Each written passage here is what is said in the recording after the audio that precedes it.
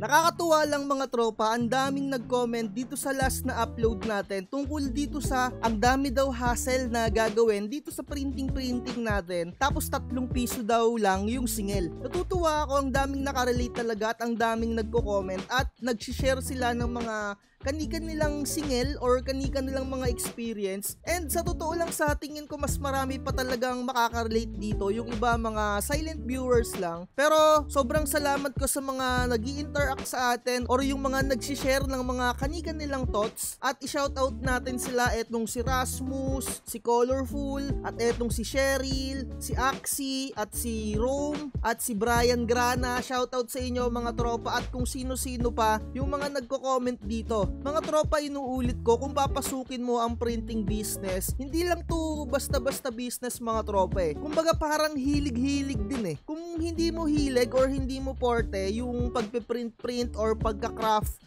hindi ka talaga para dito. Or yung tipong nakapanood ka lang ng isang sikat na sikat kuno, yung number 1 kuno na kung sino mang printing emerald yan, yung nakapanood ka lang na halimbawa pag pinasok mo daw tong printing, tapos makakakuha ka daw ng mga ID printing, tapos taon-taon daw sa'yo kuno magpapaprint ng mga ID printing, ang laki daw ng kikitain mo. Kung mga nahahype lang kayo dito sa printing at nakakakita kayo na nagkakaroon ng farm ng dinosaur, nagkakaroon ng kung ano-anong sasakyan, hindi para sa inyo tong printing na to. Sa totoo lang, napakatagal din ng mga gawain dito or napakatagal din ng pag-unlad-unlad dito. Depende na lang din kung makakaswerte ka ng mga customer. Inuulit ko mga tropa, yung mga napapanood niyo na nagkakaroon ng farm ng dinosaur, hindi printing ang mga ginagawa nun. Ibang business yon, nagba-buy and sell sila sa printing, magka-craft ka talaga ng mga kung ano-ano. At kagaya nga neto na yung nag-comment sa atin, yung ang dami daw na hassle na gagawin, tapos document printing 3 piso lang din daw, 'di ba? So ang gawin niyo na lang, kung gusto niyo kumita ng malaki, mag-buy and sell nga kayo, bumili kayo ng printer na 5,000 and ibenta niyo ng 10,000. Ganun ang gawin niyo kung gusto niyo medyo pumaldo-paldo, 'di ba? So basa-basahin lang natin yung mga nagko-comment dito, no? Sabi dito ni Colorful World of Jace, totoo, may kita sa printing, basta dedicated ka lang. And 10 years na daw siya sa printing business. Nag-umpisa lang daw siya sa printer na nabili niya from Paluwagan. Hindi lang niya in-indicate kung anong model nung printer na yon, kung saan siya nagsimula. And on and off daw siya dati. Ngayon lang daw na 2024 siya nag-focus, and this January daw, yung sale daw niya netong January 2025, naka 30k na daw siya. So ayan talaga mga tropa, isipin nyo, 10 years na siya sa printing business na to. Etong printing kasi talaga natin maaaring on-off and on-off ka rin talaga dyan. Nakaka-relate din ako dyan. Kasi etong printing natin, hindi ko rin siya masyado na ipopokus kasi minsan wala din ako dito. And minsan sabihin naman natin talaga yung totoo, wala tayong customer na magpapagawa sa atin ng sticker. So parang magiging on and off ka rin talaga. Yun nga lang, yung sa tipong pag-on and off mo sa printing business na to, kailangan ma-maintain mo pa rin yung iyong mga printer. So halimbawa wala talaga kayong mga customer, kailangan gamitin nyo ng gamitin or mag-print pa rin kayo para yung mga inks na naka-stack dyan dumaloy ng dumaloy. Pero mga tropa, kung mag-on and off kayo na which is meron kayong inupahan na pwesto, negative yan. Yan ang masasabi ko na negative. Etong on and off na to mga tropa, applicable lang yan sa mga kagaya ko na home base lang. Kasi kung nangungupahan ka talaga, kung on and off ka, talagang hindi ka dyan papaldo, malulugi ka dyan. Sa mga nakakapanood ng videos natin mga tropa ko, sinabi ko nga sa inyo, mas madadaig ninyo yung on and off na tindahan kung kayo ay laging bukas.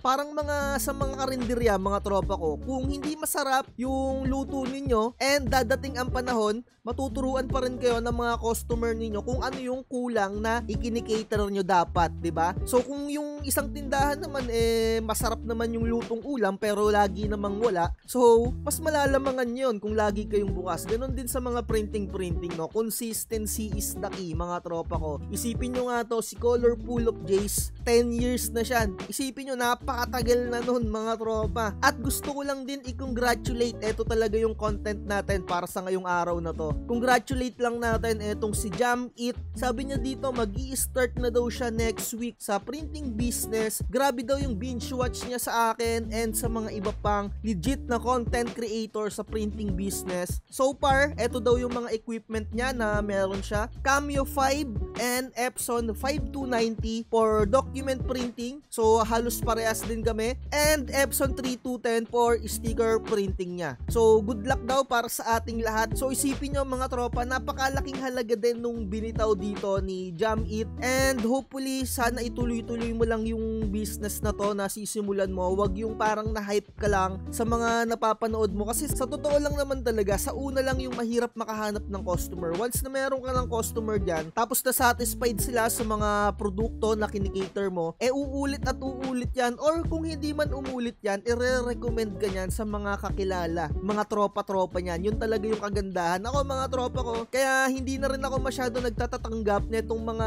nakaraang January. Medyo nakakapuyat kasi mga tropa. Medyo sa isang linggo siguro nagpe-print na lang ako more or less mga 300 pieces na lang ng mga stickers, ng mga motovlogs stickers, no? Mga ganyan-ganyan na lang. Hindi na talaga yung tipong araw-araw nakakapuyat kasi mga tropa. So ayun lang. Pero kung talagang full-time kayo, talagang tsaga-tsagain nyo talaga. At eto ang ituturo ko sa inyo mga tropa ko. Huwag kayong magmamadali. Halimbawa may customers kayo na magpapagawa ng stickers, gusto ura-urada, nako, singilin nyo sila ng dagdag. Kumbaga rush fee, 20% nyo siya singilin or idadagdag. Halimbawa 600 yung bill, kuhain nyo yung 20%, ayun yung idagdag ninyo sa rush fee. So kung gustong gusto nila na mabilis, ganun talaga rin ang ginagawa ko. Pero sa paggagawa ng sticker, ang ibinibigay ko talaga na timeline dyan, 2 to 3 days. Once na merong nagpagawa sa akin, natataon lang talaga na natatambakan ako. Kaya syempre alam nyo na yon na medyo nakakahiya din sa mga customers natin, kaya pupuyatin mo talaga. So kung sasabihin nyo na magpiprint ka lang naman, magkakat ka lang naman, mga tropa, akala nyo ganun-ganun lang. Medyo nakakapagod din lalo na yung paglalaminate. Napakainit ng laminating machine. Although yung setup niya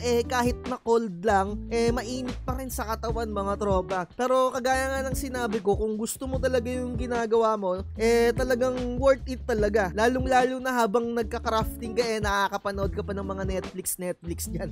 Eto talaga yung kinagandahan dito sa sarili nating business na ganito. At sinasabi ko nga sa inyo, kung hindi nyo porte yung mga crafting na ganito, or kung para lang kayo sa mabilisan na pera, hindi kayo tatagal dito sa printing na to mga tropa. So eto pa, basahin lang din natin yung comment ni Rome. Sabi niya dito, tama ka idol, wala nang 3 pesos ngayon, minimum na ay 5 pesos, and dito daw sa kanila, sa bahay nila, 5 piso daw yung singil niya, short, print, and Xerox, kasi original ink daw yung gamit niya, long at A4 dagdag na. Dapat i-consider ng lahat na gagamitin nga yung kuryente, internet at iba pa. Sa totoo lang naman talaga, ganun talaga. Kaya ako dito sa amin, ang singil ko talaga sa short 5 piso, sa A4 6 pesos, sa long ay 7.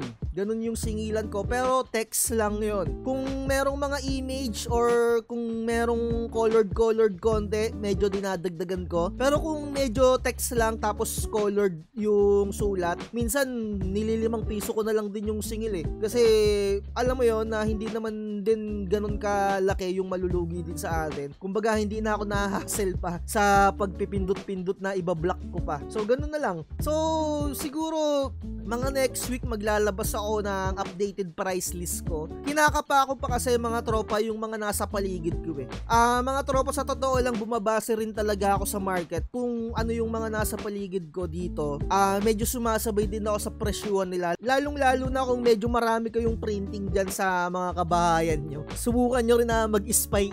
Yung tipong magpapaprint ka lang kunyari or magpapaserox ka lang kunyari, and kaninang tanghali or kaninang medyo magbabandang gabi, nagpa-Xerox ako or nagpa-photocopy ako doon sa malapit sa my school, and I found out na yung singil nila sa pagpo-photocopy 2 piso. So sa akin kasi 4 pesos na. And sa akin hindi na ako nagpapababa sa singilan ko na 4 kasi original ink naman yung gamit ko, and medyo malayo din naman ako doon sa may school na yon. Siguro mga may 1 kilometro din or parang mga 500 meters din yung layo namin doon. Kaya yung iba nakakapagpresyo ng mga mabababa or 3 or 2 na print kasi idinadaan na lang nila sa dami ng kanilang, alam mo yun, na napiprint. Pero ako dahil hindi naman ganun kalakihan or kadamihan yung volume ng printing ko, kaya syempre kahit papano 5 piso talaga yung sa akin. So antay-antayin nyo na lang sa price update ko para ma-share ko rin sa inyo. Pero depende kasi sa inyo kung gagayahin nyo din yung